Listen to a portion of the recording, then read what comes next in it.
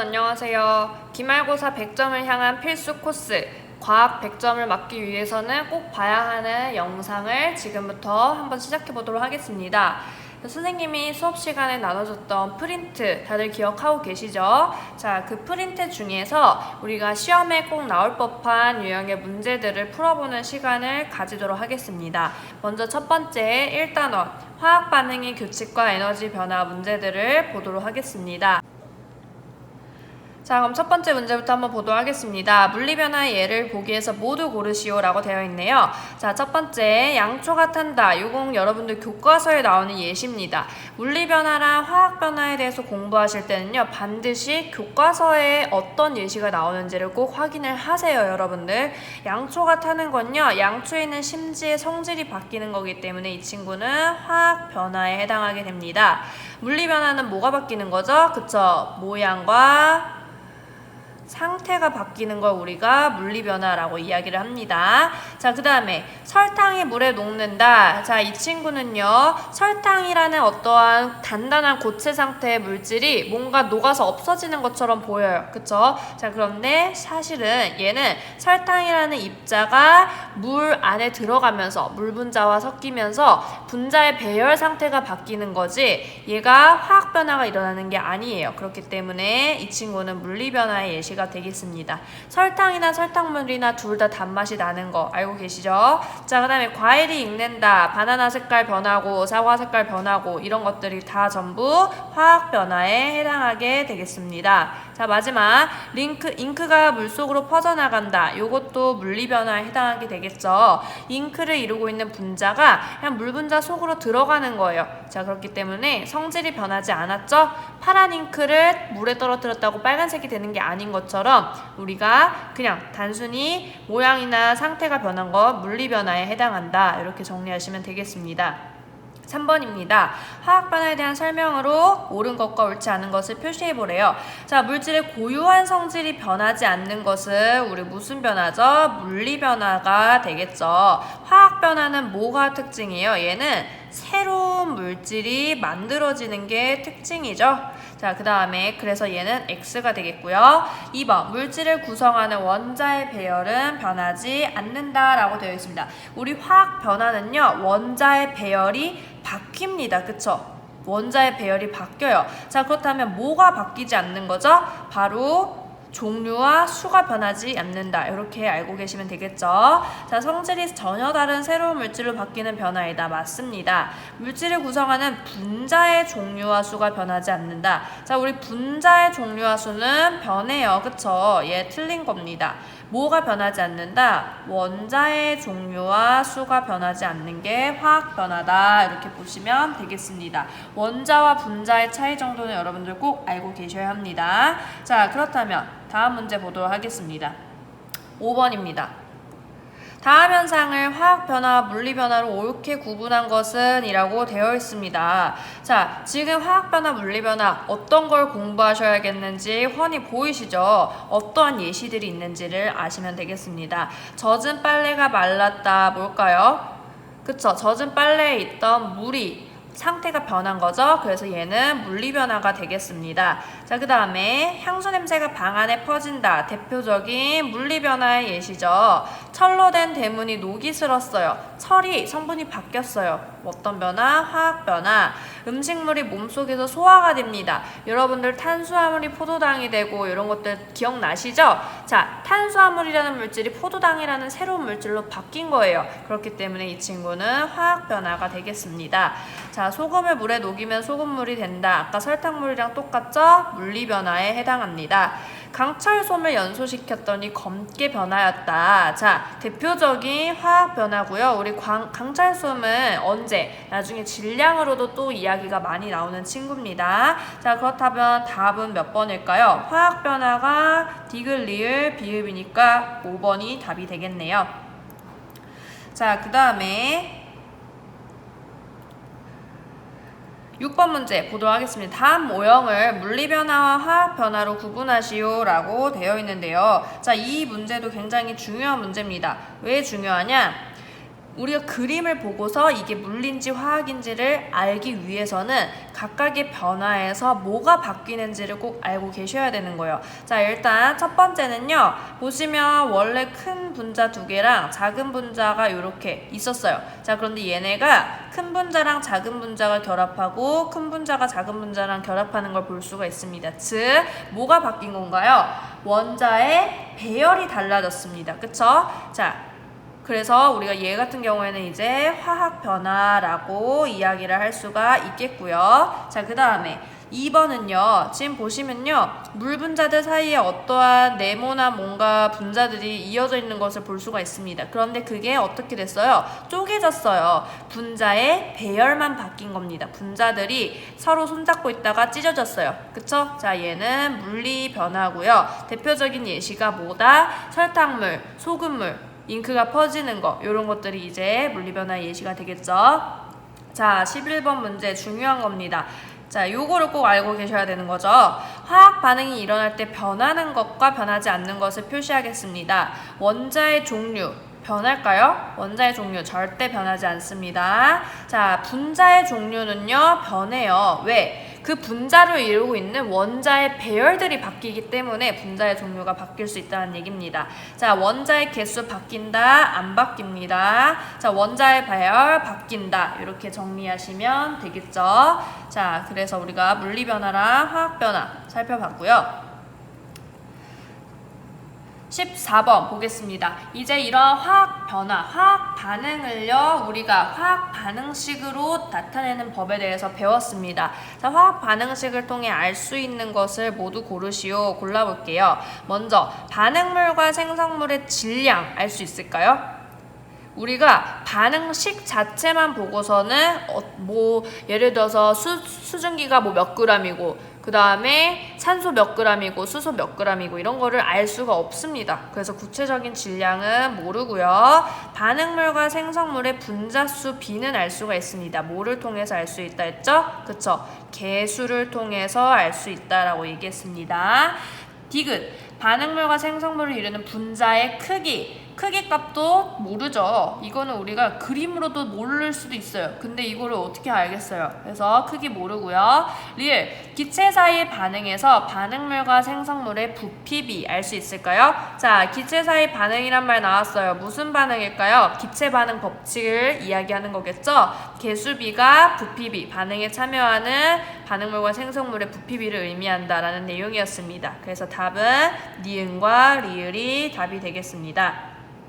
16번입니다. 빈칸에 알맞은 개수를 넣어서 화학 반응식을 완성하시오 라고 되어 있습니다. 자, 요런 것들은 우리가 선생님이 영상을 따로 만들어서 올린 적이 있습니다. 교과서에 나오는 화학 반응식 7가지를 분석한 영상이죠. 그 영상을 꼭 보고 오시기 바랍니다. 자, 일단 첫 번째는 뭐가 만들어지는 거죠? 암모니아가 만들어지는 거죠? 자, 선생님이 답을 쓰면 얘는 뭐가 될까? 3이라고 쓰겠습니다. 자, 그 다음에 두 번째는요. 메테인의 연소 반응입니다. 메테인의 연소 반응, 공기 중에 있는 산소랑 결합하는 거 우리 연소라고 하죠. 자, 여기 앞에 1 이라는 숫자 써주시고요. 자, 그 다음에 여기 보시면 수소 4개인데 여기 2개니까 앞에 2 들어가고요. 이렇게 되면 산소 2개, 여기 산소 2개, 여기 산소 4개 해서 개수 맞겠죠? 자, 그 다음에 얘는 뭐죠? 과산화수소수입니다. 과산화수소수 분해 반응 어떻게 쓰면 될까요? 개수 2 써주시면 되겠습니다. 요 내용 다 이해 안 돼요 하는 사람들은 선생님 영상을 꼭 보고 오세요. 다른 영상을. 자, 그 다음에 이제 20번 한번 보도록 하겠습니다. 자, 그림은 부엌에서 저녁 식사를 준비하는 모습이래요. 기억에서 미음 중에 물질 변화 일어날 때 원자의 배열이 달라지는 것을 고르라 했습니다. 뭐를 고르라는 얘기일까요? 그쵸? 화학 변화를 고르라는 이야기죠. 자, 이 중에 화학 변화 뭐가 있을까요? 고기를 구웠어요. 자, 기억, 고기가 있게 되겠죠? 맞습니다. 그 다음에 니은, 버터가 녹는 거는 뭐예요? 물리 변화가 되겠죠. 상태가 변한 거니까. 자, 그 다음에 디귿, 물이 끓는다. 물이 끓는 것도 액체가 기체가 된 상태 변화니까 아니고요. 리을, 사과가 갈색으로 변한다. 맞죠? 화학 변화입니다. 자, 그 다음에 채소를 자른다. 모양이 바뀌었으니까 물리 변화죠. 그래서 답은 기역과 리을이 되겠습니다. 화학 변화의 예가 아닌 것은 김치가 씌어진다. 김치의 성질이 바뀌었으니까 화학 변화예요. 철이 녹슬었어요. 화학 변화. 오래된 우유의 맛이 바뀌었어. 성질이 바뀌었으니까 화학 변화. 어학 속의 물이 점점 줄어들었어요. 자, 물이 뭐가 되는 거죠? 그쵸? 수증기로 증발하는 거잖아요. 뭐가 바뀐다? 상태가 바뀐 거니까 물리 변화가 되겠습니다. 5번, 사과가 갈색으로 변한다. 화학 변화의 예시입니다. 자, 그래서 지금 보시면 계속 물리변화랑 화학변화의 예시에 집중하는 거를 볼 수 있습니다. 자, 그 다음에 23번 볼게요. 물질 변화를 또 모형으로 나타냈대요. 모형으로 읽는 법 알고 있으라고 얘기했죠. 자, 이 모형에 해당하는 특징을 고르라고 했습니다. 네모 분자랑 세모 분자가 있어요. 자, 그런데 걔네가 네모 원자랑 세모 원자가 있는데 걔네가 결합해서 이러한 형태의 새로운 분자를 만들었습니다. 그쵸? 자, 무슨 변화가 일어났다? 딱 봐도 화학 변화가 일어났다는 것을 알아야겠죠. 기억, 원자의 배열이 달라지나요? 맞습니다. 원래 물질이 가지고 있던 성질을 유지해요? 아니죠. 새로운 성질이 만들어진다 했습니다. 분자의 종류와 수는 변하지 않고 재배열만 된다. 분자의 종류와 수는 바뀌어요. 그쵸? 자, 그런데 뭐가 안 바뀐다? 얘가 분자가 아니라 원자일 경우에는 이제 맞는 설명이 되겠죠? 정답은 기억 하나만 정답이 되겠습니다. 자, 32번 보도록 하겠습니다. 화학 반응식을 통해 알 수 있는 것이 아닌 것을 물었습니다. 반응물의 종류 알 수 있나요? 알 수 있습니다. 물질을 이루는 원자의 종류 알 수 있죠. 예를 들어서 H2O라는 화학식이 있어요. 그러면 수소 원자랑 산소 원자겠구나 알 수 있죠. 자, 기체 사이 반응에서의 부피비 아까 얘기했습니다. 알 수 있습니다. 물질을 이루는 원자의 크기와 질량 알 수 있다 없다? 없습니다. 답은 4번이 되겠습니다. 반응물과 생성물의 분자 수비 알 수 있죠. 뭐를 통해서 알 수 있다? 화학 반응식에 있는 개수의 비를 통해서 알 수 있습니다. 다음은 이산화탄소가 생성되는 반응의 화학 반응식이다 라고 되어 있어요. 이 반응에서 반응 전과 후를 비교했을 때 변하지 않는 것을 고르라고 되어 있습니다. 계속 뭐가 변하냐 안 변하냐 집중하고 있는 거 보이시죠? 자, 기억, 원자의 개수 변한다? 안 변합니다. 변하지 않는 거 고르라고 했으니까 맞겠네요. 원자의 배열 바뀌나요? 바뀌어요. 자, 그 다음에 원자의 종류 바뀌나요? 원자의 종류 바뀌지 않습니다. 자, 분자의 종류 바뀌나요? 바뀝니다. 자, 그래서 답은 기역과 디귿 1번이 되겠습니다.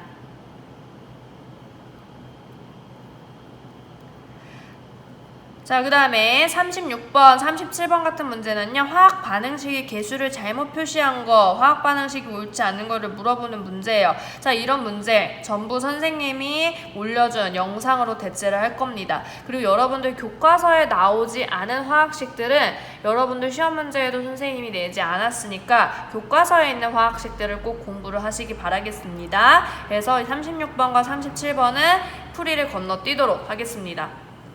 자, 다시 2번 볼게요. 다음 화학 반응식이 틀린 까닭을 설명하래요. 지금 보시면 얘 뭐죠? 과산화수소 분해 반응인데요. 보시면 반응물과 생성물의 개수 한번 맞춰보도록 하겠습니다. 지금 보시면 수소 4개, 여기 수소 4개네요. 맞아요. 자, 얘 곱하기 2가 5에도 적용이 돼서 산소가 4개입니다. 자, 여기 산소 2개, 여기도 2개니까 산소 4개네요. 개수가 맞네요. 자, 그런데 틀렸습니다. 뭐가 틀렸느냐? 자, 답은 3번 산소의 화학식을 잘못 썼습니다. 우리가 산소, 수소 이런 기체를 이루고 있는 분자들은요. 얘가 지금 산소 원자가 5죠. 자, 근데 얘가 2개가 있어요. 그러면 우리가 5 이렇게 쓸 수도 있고요. 요렇게 쓸 수도 있습니다. 자, 이 차이 선생님이 이야기를 했었는데요. 산소 원자를 그림으로 그렸을 때 이 2O는 어떻게 쓰느냐? 어떻게 그리느냐? 얘가 잠시만요. 선생님이 다시 그림을 그리면 얘가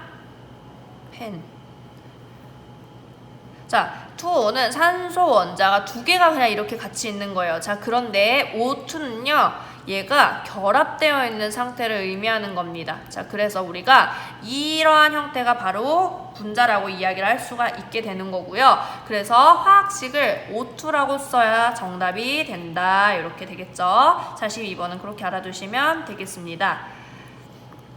자, 다음에 55번 보겠습니다. 우리 질량 보존 법칙 나왔습니다. 질량 보존 법칙과 일정 성분비 법칙, 그리고 기체 반응 법칙, 이렇게 세 가지 법칙에 대해서 알고 계셔야 됩니다. 질량 보존의 법칙, 첫 번째, 반응물의 총질량과 생성물의 총질량 같다. 맞죠? 기체가 발생하는 반응은 질량 보존 법칙이 성립합니다. 그래서 틀린 거죠. 대신에 어떤 전제가 있어야 되죠? 반드시 닫혀있는 상태여야 된다는 얘기입니다. 왜? 기체는 바깥으로 빠져나갈 수가 있기 때문에 그거를 막아줘야 되는 거죠. 자, 화학 반응에서 질량이 보존되는 까닭은 굉장히 중요합니다. 자, 원자가 새로 생기거나 없어지지 않기 때문이다. 맞는 내용이 되겠죠. 자, 질량 보존 법칙에 대한 설명으로 또 옳은 거 보겠습니다. 물리 변화에서 성립하지 않습니까? 자, 우리 물리 변화에서도 성립합니다. 자, 그래서 얘는 틀린 거예요. 여러분들이 오일을 자를 거예요. 자, 근데 오일을 전체 무게 잴 때랑 잘라서 무게 잴 때 똑같아요. 그쵸? 그래서 성립을 하고요. 반응물의 총질량과 생성물의 총질량 같다. 맞는 내용입니다. 니은 맞고요. 수소 2g과 산소 16g이 반응하면 물 18g이 생성된다라고 되어 있습니다. 자, 요거는 사실 조금 어려울 수가 있습니다. 여러분들이 우리 수소랑 산소에 걔네 둘이 합해서 물이 된다는 건 아는데요. 둘의 질량비를 제시를 보통 해줄 거예요. 그래서 수소랑 산소가 1대8의 질량비로 결합을 한대요. 자, 그럼 이건 무슨 말이냐? 수소가 2g이 있다. 그럼 산소가 몇 g 있어야 된다? 16g이 있어야 반응이 일어나는 겁니다. 자, 어쨌든 얘는 맞는 거예요. 수소 2g과 산소 16g이 반응하면 물 18, 얘네 두 개 더한 게 생성물량 똑같니? 그걸 물어보는 거예요. 그래서 얘도 맞는 내용이고요. 물질을 이루는 원자의 종류와 수가 변하지 않기 때문에 성립한다. 맞습니다. 그래서 정답은 니은, 디귿, 리을이 되겠습니다.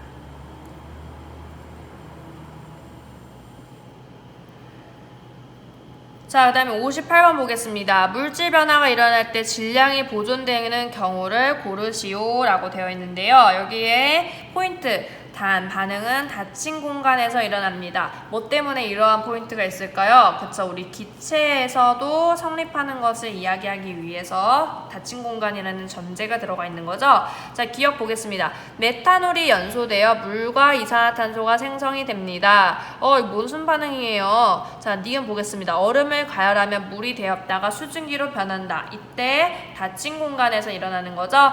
디귿, 양초에 심지에 불을 붙이면 빛과 열을 내면서 탄다. 우리 화학 변화입니다. 자, 그런데 질량 변화는요, 이러한 모든 경우에 대해서 성립을 합니다. 자, 그래서 우리가 답이 기역, 니은, 디귿이 됩니다. 질량 보존 법칙은 닫힌 공간에서는 무조건 성립한다. 꼭 알고 계시고요. 59번 보겠습니다. 자, 강철솜을 매달았는데요. 한쪽을 가열시켰어요. 자, 강철솜은요, 가열하면, 즉 연소시키게 되면요, 우리 공기 중에 있는 산소 있죠. 자, 이 산소와 결합을 합니다.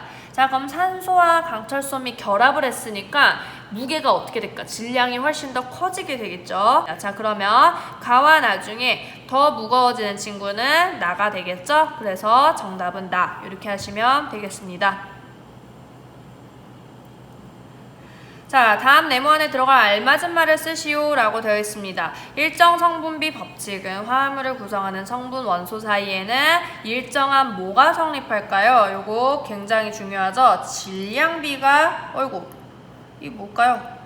질량비가 성립한다는 게 일정 성분비 법칙의 특징입니다. 그래서 선생님이 수업 영상에서도 이야기했어요. 질량이란 말이 들어가서 여러분들이 질량 보존 법칙을 떠올리는 친구들이 있을 수가 있어요. 그런데 우리가 이렇게 생각하시지 마시고요. 그냥 일정 성분비 법칙의 정의를 완벽하게 외우시는 게 좋습니다. 자, 64번 보겠습니다. 마그네슘이 연소해서 산화 마그네슘이 생성될 때 그 질량 관계를 나타낸 거래요. 자, 보시면요. 마그네슘이 3g일 때 산소가 얼마? 2g이 있으면 산화 마그네슘이 만들어진다는 뜻입니다. 즉 마그네슘이 3g일 때 산소가 엄청 많아. 산소가 100g 있어. 그래도 반응에 참여하는 친구는 2g밖에 없다는 뜻이에요. 왜? 마그네슘과 산소는 무조건 3대2의 질량 비로 우리가 결합하기 때문에 그것을 일정 성분비 법칙이다 라고 이야기하는 거죠. 자, 그렇다면 이때 마그네슘 질량이 증가해도 변하지 않는 것을 물어봤습니다. 마그네슘 질량이 증가해요. 자, 그러면 만약에 마그네슘 질량이 여러분들 6g이에요. 자, 그럼 이때 반응에 참여하는 산소의 질량은 몇일까요? 4g이 되겠습니다. 즉, 뭐가 일정한 거죠? 둘 사이의 질량 비가 일정하다라는 거를 아실 수 있습니다.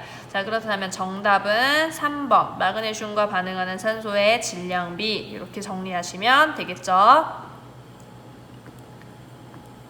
자, 66번입니다. 이번엔 기체 반응 법칙 한번 보도록 하겠습니다. 그림은 수소기체와 산소기체가 반응해서 수증기가 생성이 될 때 부피 관계를 나타낸 것입니다. 자, 이때 기체 반응 법칙은 항상 특징이 있어요. 온도와 압력이 같다라는 포인트가 꼭 들어있습니다. 그래서 여러분들은 문제에서 이런 말이 있기 때문에 그냥 무조건 기체 반응 법칙이 성립한다를 전제로 생각하시고 문제를 푸시면 되겠습니다.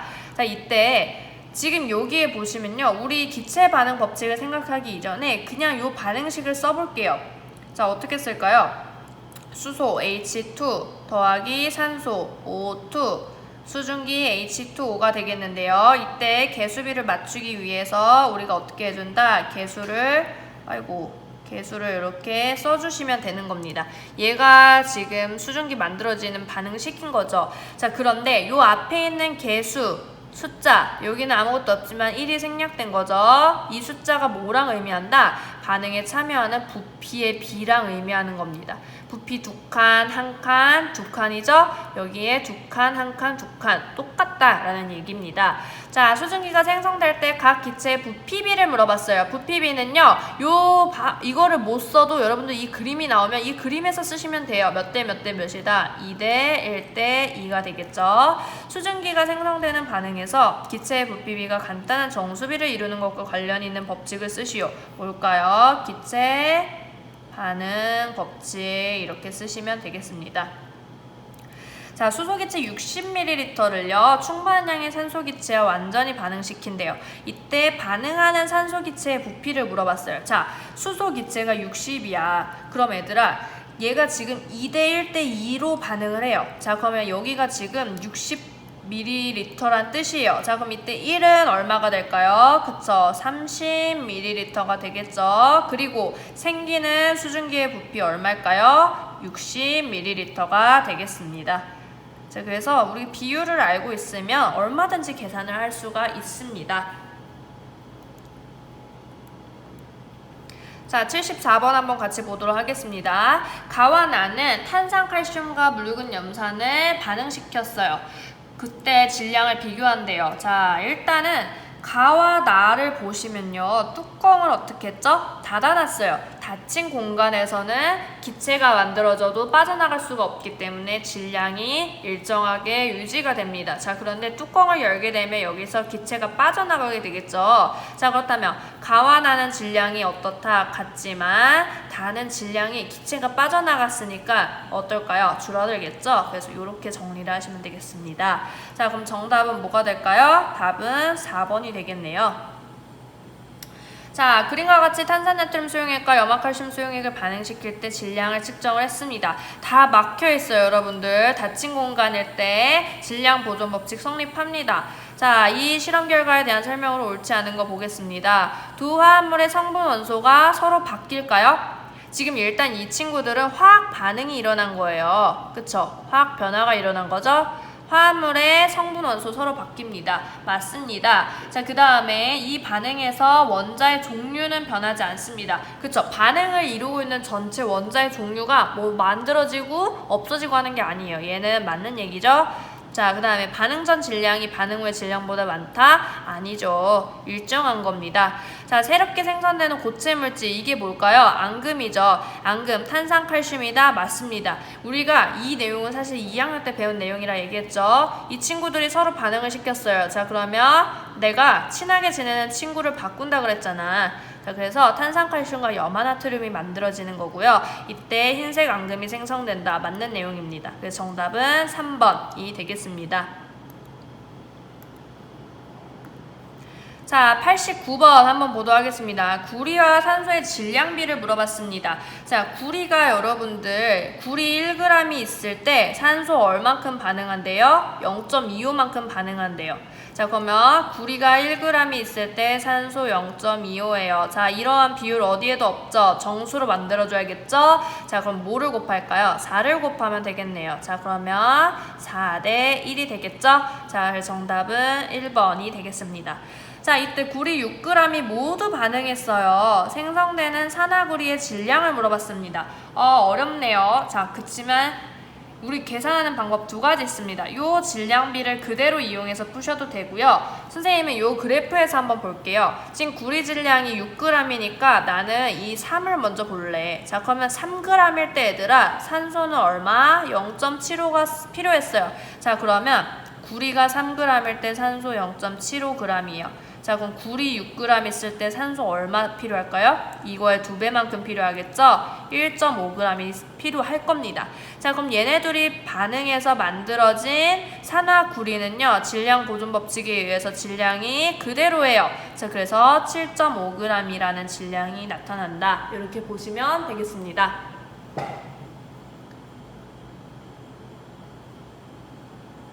자, 그 다음에 92번 한번 보도록 하겠습니다. 그래프는 산화마그네슘이 연소하여 산화마그네슘을 생성할 때 질량 관계를 나타낸 것이다. 산화마그네슘 50g을 얻으려고 할 때 산소의 최소 질량을 구하래요.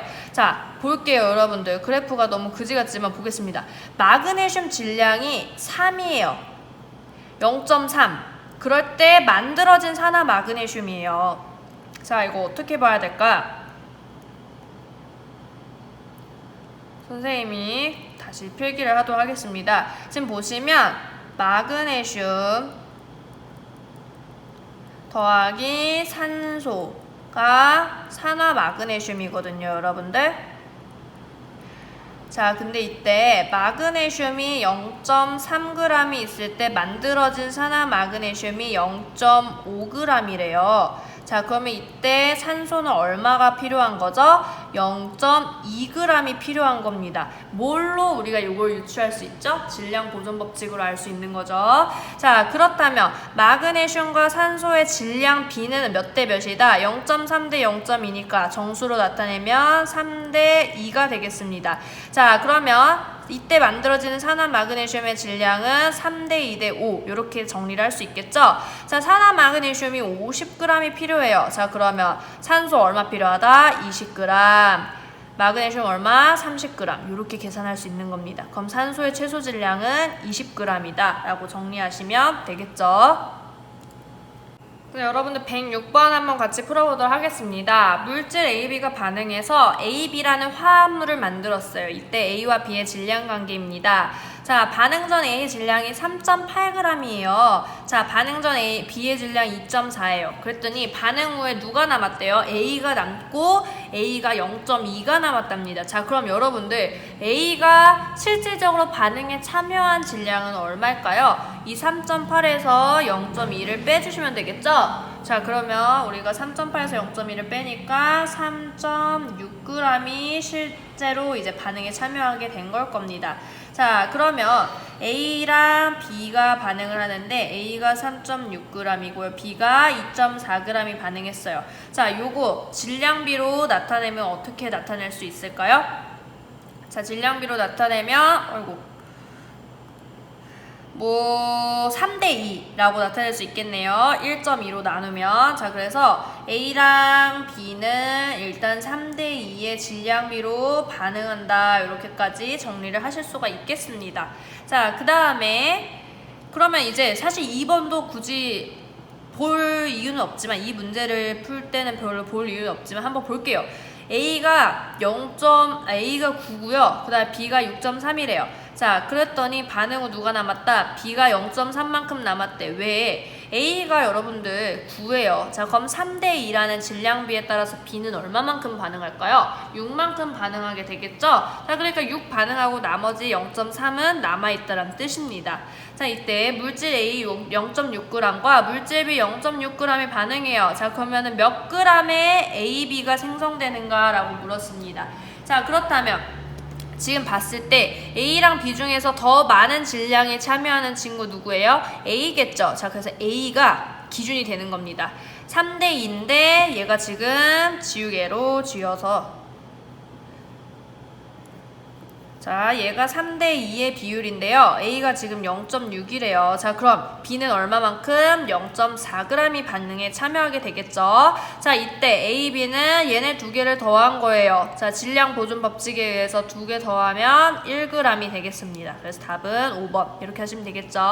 자, 19번은요. 우리 기체 반응 법칙을 설명하는 문제가 되겠습니다. 자, 위 수증기 생성 반응에서 기체 사이 부피가 정수비를 이루는 것을 설명하는 법칙. 너무 많이 얘기했어요. 기체 반응 법칙이죠. 자, 이때 부피비 뭘까요? 이 앞에 있는 그림 보고 하시면 되죠? 2대 1대 2다. 이렇게 쓰시면 되겠습니다. 자, 수소기체 100ml를 완전히 반응시킬 때, 자, 얘가 지금 2대 1대 2예요, 여러분들. 근데 얘가 100ml예요. 자, 그러면 산소 얼마만큼 필요할까요? 50ml 필요하고요. 이때 만들어지는 수증기의 부피는요, 여러분들 이거랑 이걸 더해서 150이라고 하면 안 돼요. 얘는 지금 부피기 때문에 우리가 더해서 똑같은 건 질량이고요. 얘는 부피기 때문에 요 B로 이야기를 해야 되는 거예요. 자, 그러면 아까 2대 1대 2였으니까 얘도 100ml가 만들어지게 되는 거죠. 자, 그러면 자 보실게요. 반응하는 산소기체의 부피 얼마다? 50ml고요. 생성되는 수증기의 부피 얼마다? 100ml다. 이렇게 정리하시면 되겠습니다. 자, 121번 보겠습니다. 이번엔 암모니아가 생성되는 과정이네요. 자, 부피비 바로 적도록 하겠습니다. 3대 1대 2가 되겠네요. 위 모형에서 부피비 몇이다? 3대 1대 2, 4번 바로 나왔네. 그리고 관련된 반응, 기체 반응 법칙이다. 이렇게 정리하시면 되겠죠? 위 반응에서 암모니아 기체 100ml를 얻고 싶어요, 여러분들. 자, 그럼 얘가 지금 100ml란 뜻이에요. 자, 그럼 비율에 따라서 2일 때 100ml니까 1일 때는 50ml겠네요. 그럼 3일 때는 150ml가 되겠죠. 다 너무 쉬워요. 자, 얻기 위하여 필요한 최소한의 수소기체 얼마다? 150ml. 질소기체 얼마다? 50ml. 이렇게 정리하시면 되겠습니다. 자, 2대 1대 2예요. 수증기 10ml를 얻기 위해서 얘가 10이야. 자, 그러면 얘 얼마? 5ml여야겠죠? 얘는 10ml가 되겠습니다. 이때 필요한 산소의 최소 부피 얼마다? 5ml다. 이렇게 계산하시면 되겠습니다.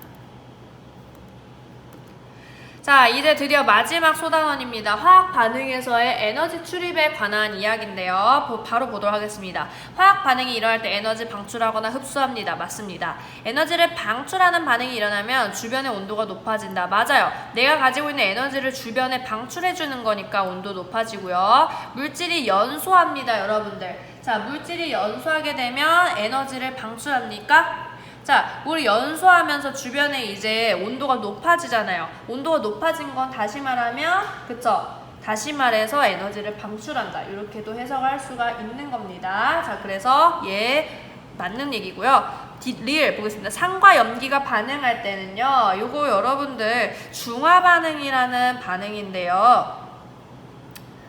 자, 이 반응이 일어날 때는 에너지를 흡수하냐? 요 반응이 일어날 때는요, 여러분들 주변의 온도가 높아집니다. 따뜻해져요. 자, 그러면 다시 말하면 얘는 뭐가 될까요? 얘는 에너지를 방출하게 되는 거겠죠? 자, 그래서 답은 기역, 니은, 디귿이다. 이렇게 정리하시면 되겠습니다. 자, 147번 같이 보도록 하겠습니다. 이 문제는 선생님의 수업 영상에서도 설명을 했던 문제죠. 자, 수산화발륨과 염화암모늄 반응이고요. 교과서에 나오는 예시입니다. 자, 이러한 반응에서 결과를 보시면요. 나무판 위에 물이 얼어서 나무판이 삼각 플라스크에 달라붙었대요. 자, 나무판과 물 사이에 보시면 여기에 지금 여기에 물이 있어요. 자, 그런데 얘가 얼었다는 얘기는 뭐가 일어났다? 응고가 일어났다라는 것을 알 수가 있는 거죠. 자, 물이 여러분들 얼음이 됩니다. 자, 응고가 일어나는 과정이고요. 온도가 어떻게 되면 얼게 되죠? 낮아지는 거예요. 자, 그러면 이 수산화발연과 염화암모늄이 일어나는 이 반응에서 주변에서부터 에너지를 뭐 할까요? 에너지를 흡수하기 때문에 주변의 온도가 낮아지는 겁니다. 이해가 되셨죠? 자, 그럼 한번 문제를 풀어볼게요. 수산화발연과 염화암모늄의 반응은 에너지를 방출하나요? 에너지를 방출하는 반응은 오히려 주변에 이제 에너지를 주니까 주변의 온도가 높아집니다. 자, 그래서 얘는 틀린 설명이고요. 나무판 위에 물이 응고될 때 에너지를 방출한다.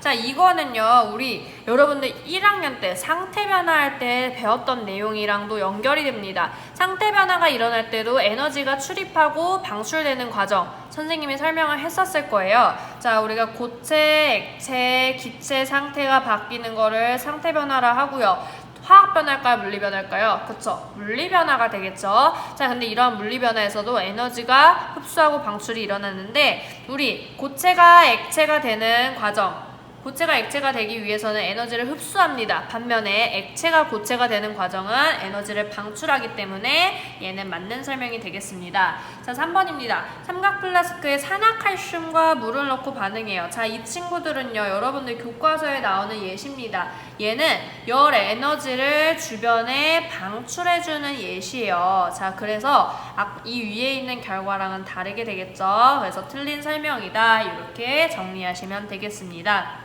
자, 여러분들 148번 문제 같이 보도록 하겠습니다. 화학 반응에서의 에너지 출입에 대한 설명으로 옳은 것은 볼게요. 에너지가 출입하지 않는 화학 반응도 있다? 아닙니다. 자, 물리 변화에서는요, 에너지가 출입하지 않는다. 아까 이야기했죠. 상태 변화 일어날 때 에너지 출입 일어난다 얘기했습니다. 자, 그래서 얘도 아니고요. 연료가 연소하는 반응은요, 에너지를 방출한다. 우리 연소하는 반응이 일어나면 주변의 에너지를 방출하게 됩니다. 그래서 주변의 온도가 높아져요. 여러분들 자동차 같은 경우에도 내가 연료를 연소를 해요. 자, 그렇게 되면 온도가 높아지니까 뭐가 필요하게 되죠? 냉각수, 이런 역할을 하는 친구들이 있다는 얘기죠. 자, 4번. 에너지를 흡수하는 반응이 일어나면 주변의 온도가 높아지나요? 자, 흡수하게 되면 오히려 주변의 온도는 낮아진다 했습니다. 틀렸고요. 에너지를 흡수하는 화학 반응을 활용합니다. 그럼 주변의 온도가 낮아져요. 그런데 발열장치? 아니죠. 냉각장치를 만드는 거죠. 그래서 정답은 3번이 되겠습니다. 152번 보겠습니다. 우리 주변에서 일어나는 현상이고요. 장작을 태웠어요. 연소가 일어납니다. 추위를 피한다. 즉, 주변의 온도가 높아져요. 에너지를 뭐한다? 에너지를 방출해주는 거죠. 그래서 맞고요.